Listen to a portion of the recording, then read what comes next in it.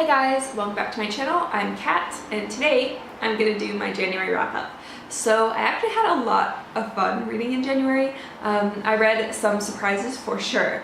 So the first one that I read is Robopocalypse by Daniel H. Wilson. This was a book club pick, and we follow a few different characters in a world where a being known as Arcos has taken over and freed the robots that were serving humanity. So you see the story play out from multiple perspectives, which I personally think was the weakest point for me, because it left me without any really strong feelings about any certain character. But a lot of ideas in here were really interesting. I'm not sure how strong the plot was. Overall, I gave it 3 stars, but it is a really great book for those who are looking for a fast-paced, easy-to-read sci-fi dystopian with a lot of robots. So if that sounds like something you would like, then go ahead and check it out.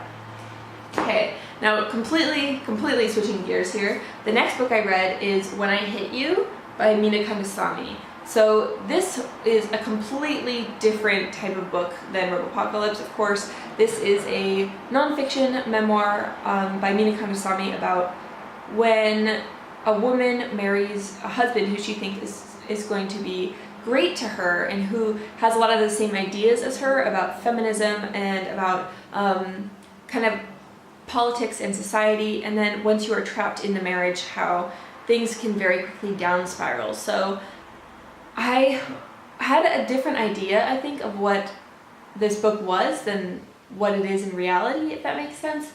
So what I thought it was that it was going to be like a memoir style, but what it actually is it's like part experimental poetry and part stream of consciousness, and a lot of calling back to political and like philosophical thinkers. So for me, that mix of writing styles didn't really work, and I ended up giving this book 3 stars. I think it's really powerful, and I'm really grateful that I read about what it would be like to live in India as a person in a relationship, but I don't think that the writing style was for me. Another book that I read after that is The Iliac Crest by Cristina Rivera Garza.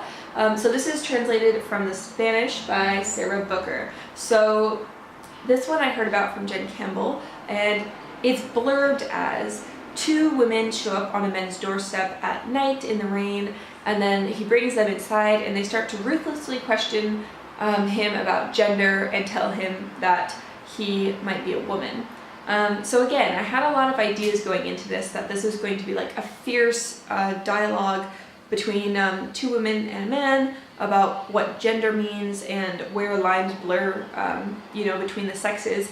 And what it actually was, oddly enough, is the main character, who's a man, works at a hospital/insane asylum, and it's about how 2 women move into his house, and he doesn't really understand them or their dynamics, and he's also trying to unravel what one of the women wants. And he's looking for answers in the insane asylum. He's traveling to different cities, and then I can't really say that I know what happened in the end. I think maybe I just don't understand what happened, but for me, the beginning was really strong, and then about the midway point it kind of fell off, and I found myself falling asleep literally while reading this book. So for that reason, I did give it 2 stars. Some of the writing is absolutely beautiful, but it was literally putting me to sleep, and I don't know if I came away with a message, like a takeaway message at the end, so I'm not sure. Yeah, so I was getting really bummed because I read Robopocalypse, which was 3 stars, When I Hit You, which was 2 stars, Iliac Crest, which was 2 stars, and I was like, man, I'm starting off the year really rough. But then I read this book, which is The Love of a Bad Man by Laura Elizabeth Woolett. So as I said in my TBR video, I have really been wanting to read this because I picked it up when we were getting married. At our Airbnb they had it, and I was like, wow, that sounds interesting. And I will tell you, it's about, it is a collection of short stories about famous men who are really bad from the perspective of their lovers or the women in their lives. So I just found it so fascinating. So if you don't like gore, you don't like blood, then this probably isn't for you. And it's not like I love those things, but I find it so fascinating. So some of these stories are people that I had never heard of before, and some of the people are very famous, like Hitler or like Charles Manson.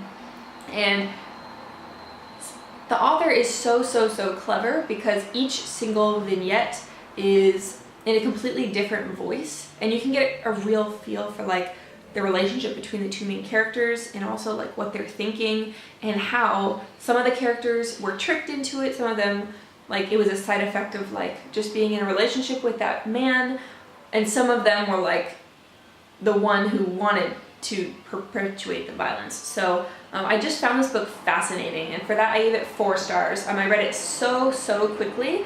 I just found it very fascinating, and I know I'm not alone. Like, a ton of people like to read or listen to those true crime or like podcasts. If any of you guys know some really good crime podcasts, let me know. There's some that people have kept recommending to me, and I just haven't gotten around to listening to them yet because I'm scared that they're gonna give me nightmares. But I didn't get any nightmares from this, so maybe there's hope for me yet. Thank you so much for watching part 1 of my wrap up. I'm going to put up part 2 soon, and I hope that you guys stick around. So thank you so much for watching, and have a great day.